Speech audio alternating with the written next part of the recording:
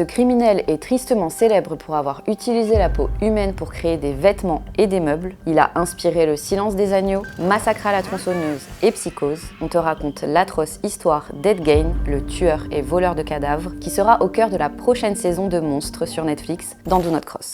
Edward Theodore Gein naît le 27 août 1906 à La Crosse, dans le Wisconsin. Enfant, il grandit dans une famille très toxique. Son père, George Philip Gein, est alcoolique, violent et bat toute sa famille. Sa mère, Augusta, est une luthérienne fanatique qui déteste ses fils et les maltraite depuis leur plus jeune âge. Elle est persuadée que les femmes sont des récipients du péché. Alors, elle empêche ses garçons d'avoir tout désir sexuel de peur qu'ils aillent en enfer. Une enfance traumatisante qui va marquer le jeune Ed. En 1944, son grand frère Henry perd la vie dans un incendie, puis en 1945, sa mère meurt à son tour. Et c'est cet événement qui va faire vriller Ed Gein, alors âgé de 39 ans. Il est isolé et psychologiquement perturbé, et cette situation va rapidement le rendre fou. Il s'intéresse pour commencer à la taxidermie et à la littérature sur les rites funéraires. Il n'accepte pas la mort de sa mère et fait tout pour la ramener à la vie. Il commence par prononcer des incantations devant sa tombe, puis se met à exhumer des corps dans des cimetières.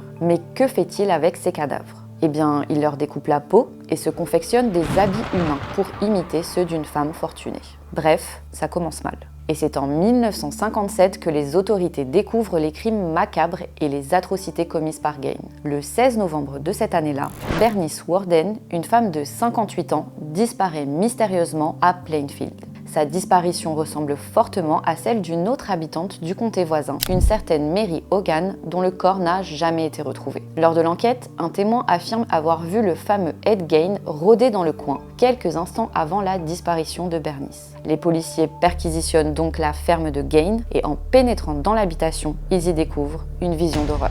Partout, des atrocités inimaginables. L'intérieur de la ferme est très encombré et rempli de détritus. Et les enquêteurs se rendent rapidement compte que les objets et meubles exposés sont un peu bizarres. En les examinant de plus près, ils réalisent avec effroi qu'il s'agit en fait d'objets faits de restes humains et recouverts de peau. Ils retrouvent des masques fabriqués à partir de vrais visages, des crânes utilisés comme des bols, des meubles entiers décorés de bouts de corps, certains morceaux de cadavres conservés dans des bocaux et même une ceinture décorée de tétons de femme ou encore un t-shirt en cuir humain. Le corps de Bernice Worden est également là, pendu par les pieds à une poutre de son hangar. La pauvre femme a été décapitée, éventrée et vidée de ses entrailles. La tête de Mary Hogan, la première disparue, est également identifiée dans un sac en papier traînant dans un coin de la maison. Des visages et ossements de près de 15 corps différents sont retrouvés chez Ed Gein. L'homme est rapidement qualifié de tueur en série nécrophile par les enquêteurs, même si officiellement il n'a tué que 2 femmes.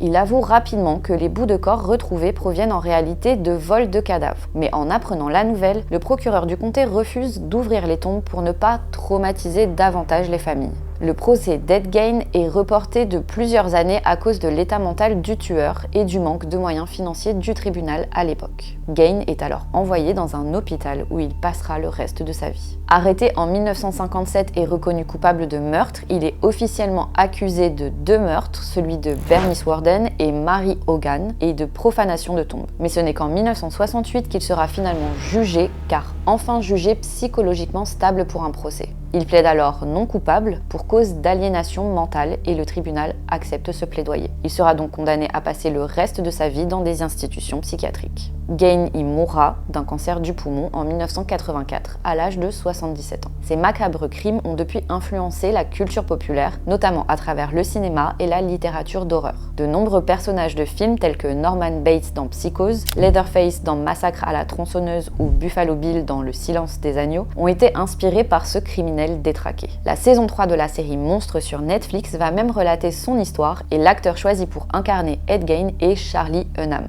Le tournage devrait débuter ce mois-ci. Et toi, tu avais entendu parler de cette terrible histoire ? Dis-nous en commentaire si tu regarderas la saison 3 de Monstres.